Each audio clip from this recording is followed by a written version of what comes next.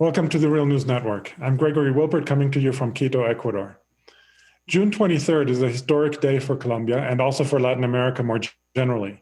The continent's longest running civil war is coming to an end. That is, the Revolutionary Armed Forces of Colombia, also known as the FARC, and the government of Colombia's President Juan Manuel Santos signed a ceasefire agreement in Havana, Cuba on this day. The ceasefire agreement is a culmination of nearly 4 years of negotiations, and the peace agreement itself will be signed a month later on July 23rd. With us to discuss the significance of the ceasefire and of the peace agreement is Justin Podur. Justin is a regular writer on Colombia and is associate professor at York University's Faculty for Environmental Studies. He joins us from Toronto, Canada. Thanks for being on the program, Justin. Thanks. It's a good day to be here. Yes, it's really quite momentous. And well, just let's start with that, actually. That is, what do you make of this agreement? That is an agreement that was reached after 4 years of negotiations. How important is it for Colombia? What do you think it will mean? Just, kind of the highlights of what you think this really means for Colombia. Well, I was just looking on El Tiempo, which is one of the national newspapers, and I was just seeing people are apparently in different cities putting RIP to the war signs, like 1964 to 2016, please rest in peace, Colombia Civil War. So there's, and that like, as someone I consider myself a friend of Colombia, a lot of my best friends are Colombian, and I've been there many times, and I have followed this for a long time. I actually can't not be emotionally affected, like with all the fears and all the opposition and all of the caveats. It's just overall just such an incredibly exciting moment in history to see this agreement. And one thing about it that I think Colombia has been through several different peace agreements, none of which have actually succeeded, really, including one in the FARC that ended in the early 2000s. And one of the reasons that this agreement is different is because it does get into some of the underlying issues like land reform and inequality that were driving the conflict all along for these decades. And so the idea that there's a social and political attempt to address the real root causes is a big part of what's exciting about this. But also, the fact that it took 4 years isn't, I don't think, a bad thing. It's a 40-plus year-long conflict. I mean, people date it from 1964, but you could also date it from 1948, in which case it's even longer, one of the longest-running conflicts in the world. And so taking 4 years to come to an agreement like this isn't necessarily that long and isn't necessarily that bad of a thing. So I'm viscerally very excited. And I think when reading the fine print or, the summaries and following the process throughout these years, I actually think there is a good chance that this could hold.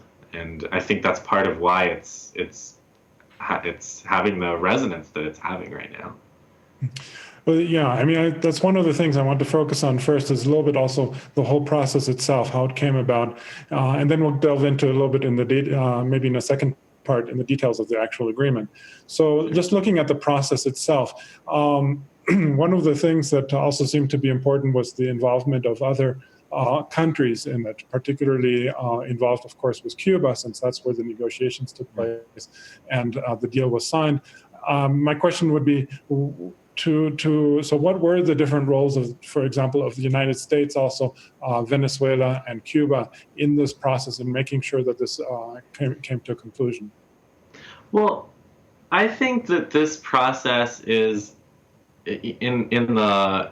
it's part of a longer term thing that's been going on in the Americas. And again, these are processes that have had their ups and downs, and arguably they're having throughout the Americas, they're in the short term, they're on a downswing. But in the long term, over the past few decades, Latin America has been asserting a degree of independence and a degree of sovereignty, and asserting their right to control their own affairs in ways that, despite various coups and attacks by the United States has been forced to accept this reality, I think, in some ways.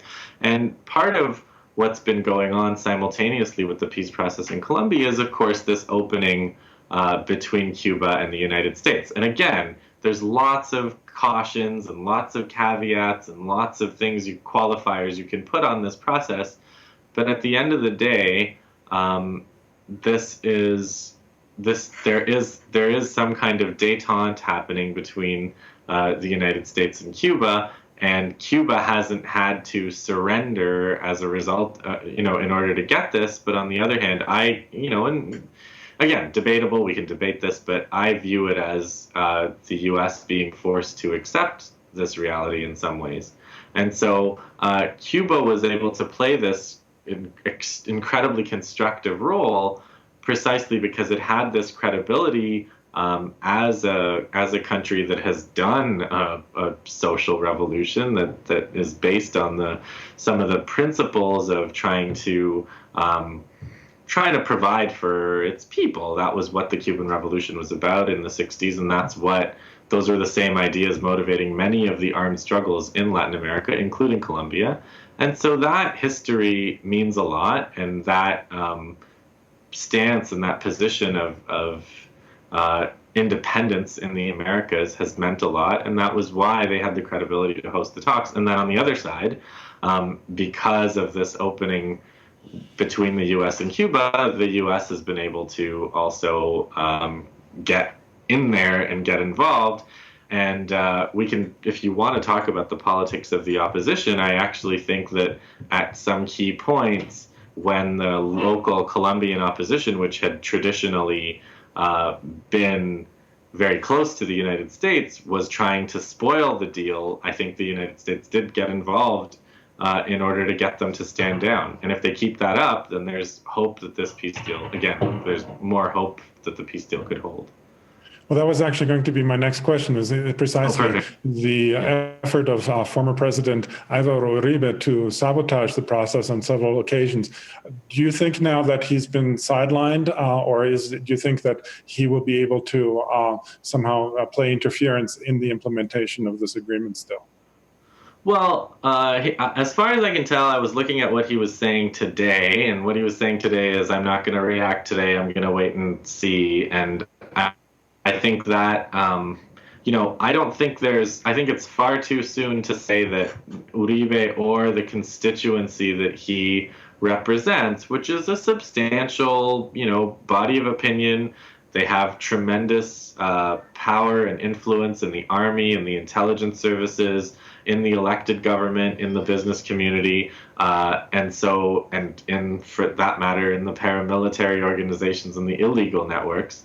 All of these things are realities, and they are real problems, and they're not going to go away just because this deal has been signed, and Uribe is not going to go away because this deal has been signed. So no, I think there is still considerable capacity to spoil this deal, and I think paying attention to Uribe and what he's doing is going to be a good indicator of how much potential there is to spoil this deal going forward for years.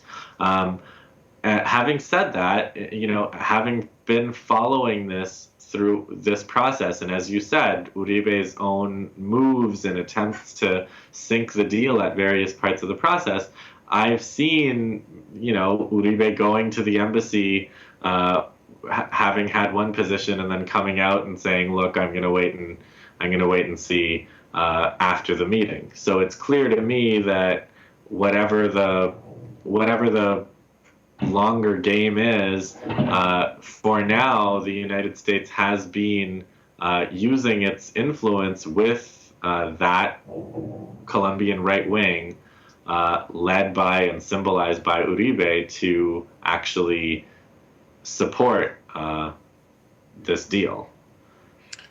Then, of course, talking about Uribe leads us also to another issue, which is the continuing presence of political violence and of paramilitary forces, death squads in Colombia, and their, of course, interference in any kind of agreement. And to a large extent, the details of the agreement will play into this. That is, what kinds of protections that the FARC will receive from the government as a condition for laying down their arms.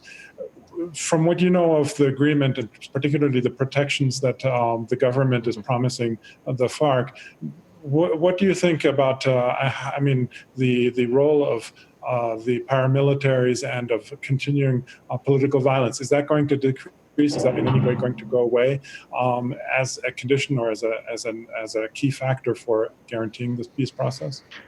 This was something that has been delaying the talks and the conclusion of the talks for over a year, longer than a year, which is the question of the paramilitaries, the question of what's going to happen when the FARC actually lays down their arms. So the specific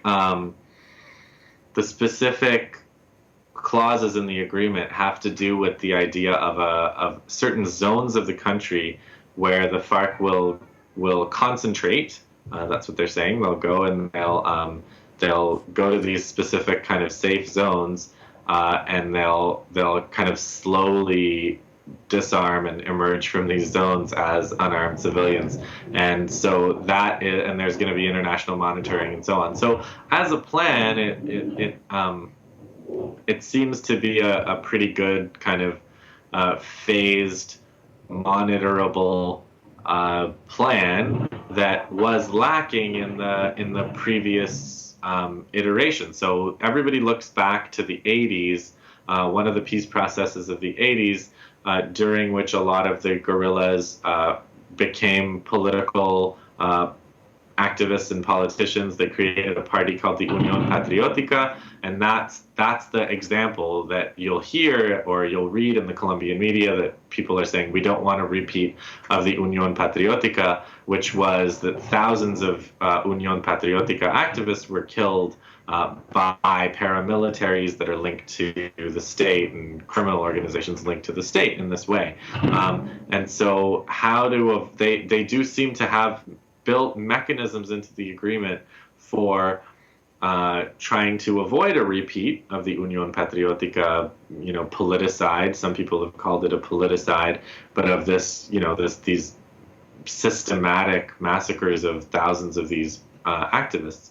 On your bigger question about whether political violence is going to stop or whether paramilitarism is going to stop, there are some things in the agreement about how the state is committing to stop all relations with paramilitaries. But if you study the Colombian state and what's been happening over the past decades, that's not a thing that can be turned off nearly so easily. Paramilitarism is something that has thoroughly infiltrated the state. There was a very famous scandal about a decade ago now, I think, called the Parapolitica scandal, where a lot of the politicians in the ruling party had signed pacts with paramilitary leaders to assassinate their rivals and engage in all kinds of other crimes. And so paramilitarism is not something that can easily be turned off or gotten rid of. But the grounds for optimism here have to do mainly with the fact that the agreement does offer specific mechanisms to avoid a repeat of the past Unión Patriótica type scenario.